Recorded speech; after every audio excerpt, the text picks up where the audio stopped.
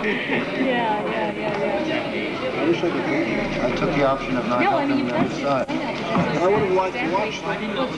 Is there any way to get in touch with them? You're intelligent people. I know that. I wish I could somehow. 3 minutes starting time. You can start many times. Let's say officially 3 minutes. Okay. Quick, You might want to readjust his mic a little. What? Hi, I'm taller than He was only about 50 people. but I'm very powerful. That's a sad story and commentary in itself. I'm not judgmental at all. The fellow I introduced you to, Jerry, the guy that does our things, he was the one guy. He was just there. That's just, You won't find the short people I can't organized stand the way you against say that. I'm going to put them the first and the last of them. It's the poetry from the fiction. Well, it's factual, but it's, I'm playing with it a lot.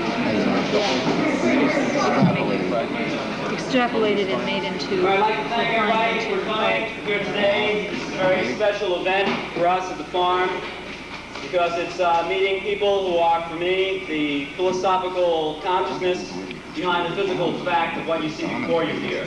Beautiful, beautiful physical plans of this farm. And the fact that we are an alternative, we are trying to be an independent part of this southeastern corner of the mission. This is the first in a series of talks, which is, for me, based on where do we really go from here? What do we do faced with 1985? What do we do when we're faced with a Reagan anti-intellectual, unconscious, careless society that we find ourselves in? So it's a pleasure to have Murray Bookchin, Peter Berg, Susan Griffin, John Ely, and Lee Swenson here, and we're going to have an incredibly intense, beautiful occasion of dialogue.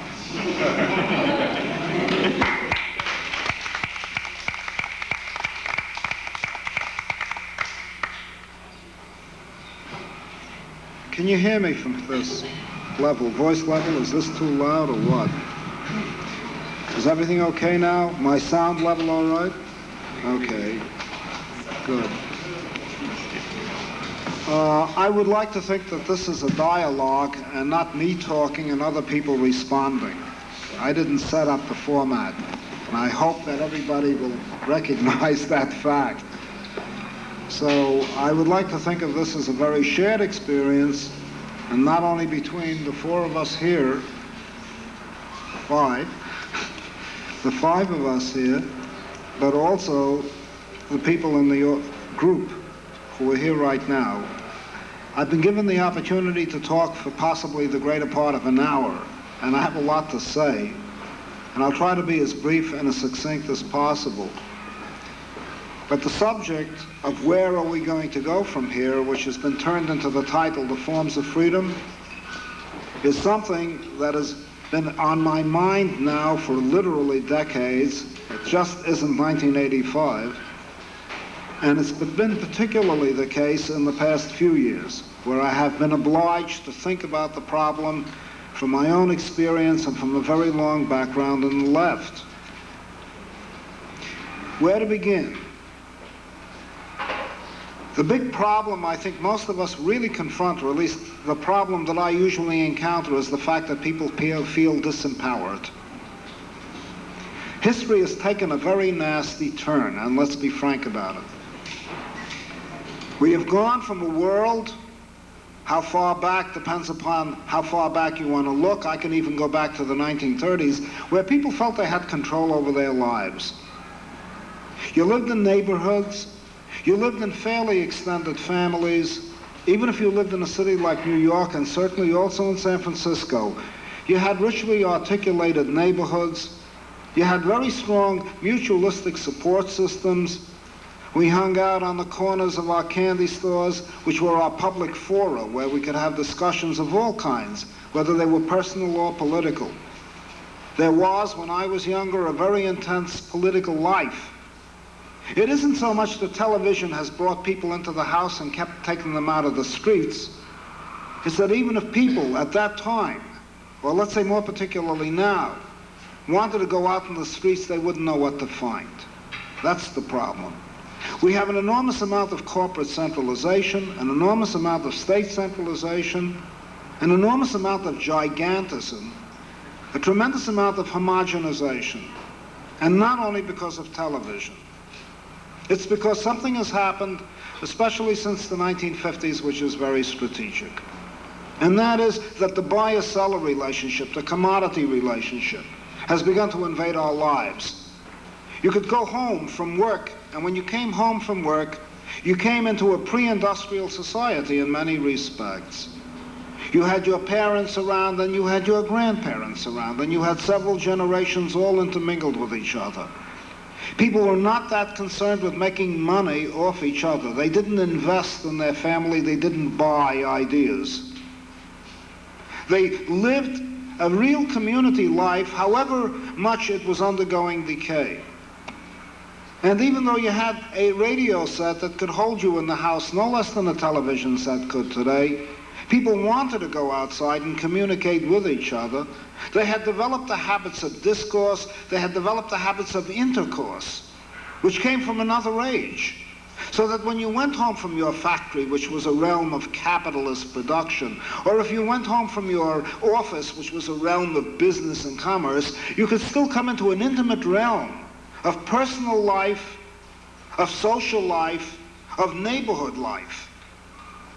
And that realm, as it were, was a place where you recreated yourself through support systems. I don't mean a place of recreation. I mean a place of recreation, reproducing yourself and your personality. And through this intimate contact, it was possible to become a stronger individual even though you lived in a more collective environment. That world has been eroded and subverted steadily by the encroachment of the factory, of the office, of the supermarket into our own personal lives and finally into our own heads. We think in terms of buying and selling more and more. And I come across this repeatedly when somebody says to me, I don't buy that idea, and in which I respond, I'm not selling it. And I've used this line over and over again, because it is, to me, the typification of the way in which people deal with idea, deal with culture, deal with the most intimate relationships they have. They invest in a marriage. Who the hell ever invested in a marriage? In a business, perhaps, yes, but not in a marriage. So people, in a sense, are being hollowed out. It isn't only television that is doing it. Television, as it were, is filling an increasingly empty vessel. That's what's happening. And they're taking over the world of imagination, taking over that world, that dream world, that magnificent dream world that the child still has and which the rest of civilization repeatedly represses in the course of what we call maturation or becoming mature. Television has begun to fill that in with its synthetic plots, with its advertising, with its one-dimensional pictorial image of what reality is all about. This terrifying problem has made us ask the all-important question that most people do when they encounter an analyst today. Not why do I have a twitch, not why do I have a shudder, why is it that I have dreams that wake me up, why do I wake up screaming at night? Those were the questions that you went to in the 1930s if you had a psychological problem, and if you went to a therapist. Now they go around and they ask the question, who am I? Who am I?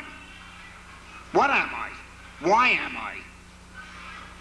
And the key thing that is involved here is what they're asking is, what is their place in the world? Because there is no place in the world for people to be human again. There is no place in the world for people to be personal and to have a personality.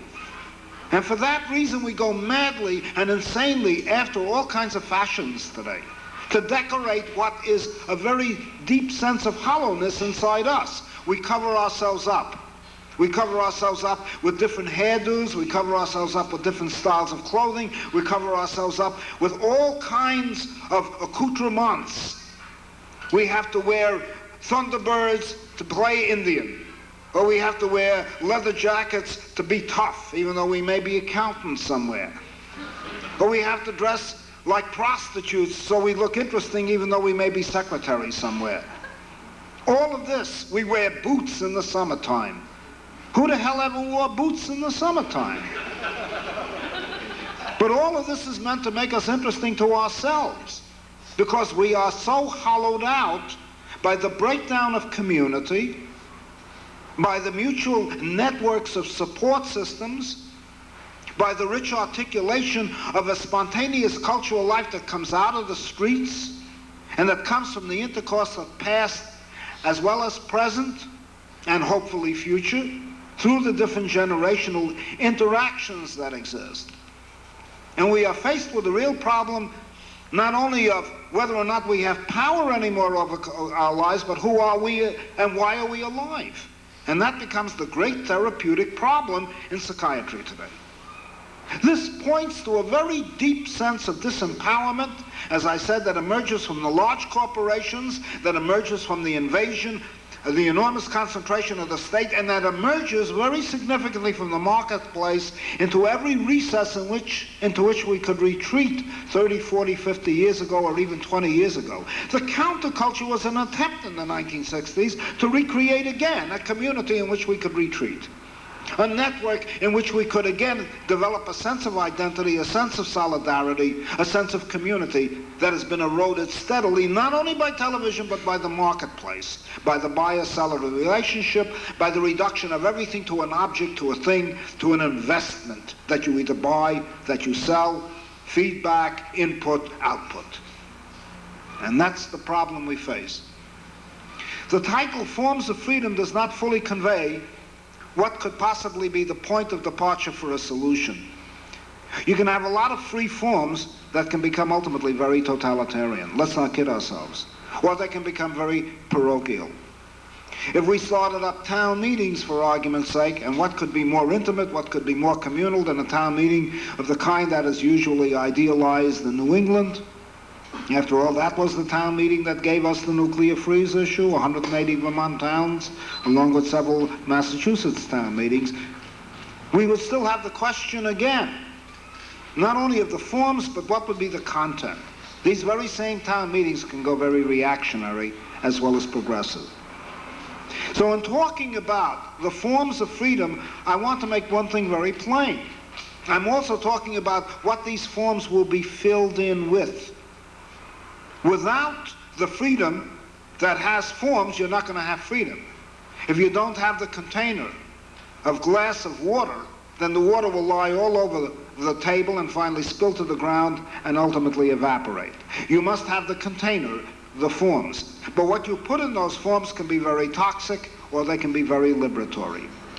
So when I talk about forms of freedom, I always make that reservation: what are we going to put in the way of these forms? What are we going to fill these forms with? And what kind of people are going to be, as it were, catalyzed by these forms into rich personalities? What kind of communities will create these networks of support that will underpin personality and give us the feeling of strength that we are standing on a basis from which to project ourselves as individuals, culturally, sexually, in terms of gender, ethnically, in all our different facets of life and the different roles that we play. Now, briefly, we have had a very rich history of free forms. We have in fact had a very rich history that I would call libertarian, not in the sense of the Libertarian Party or the right-wing libertarians. That is a word that has been stolen. The people on the right who call themselves libertarians are proprietarians. Their main concern is to own property as the basis for freedom. They're not interested in freedom, they're interested in what they call liberty. Liberty means the right to turn land into real estate. Liberty means the right to own a redwood forest and cut it down if you want to. Liberty means, and there's nothing wrong with liberty in a more expanded sense, but it is so tied to property that it means literally owning the community. That is not what I mean by the word libertarian. In fact, the word libertarian was invented literally by Élisée Reclus in the 1890s when the word anarchist became illegal in France because of terrorist activities. Élisée Reclus, who was a very close friend of the Russian anarchist Michael Bookchin, and it's just worth mentioning this in passing, had to invent a word for anarchist, because if you called yourself an anarchist, the flicks would immediately pick you up and throw you into jail.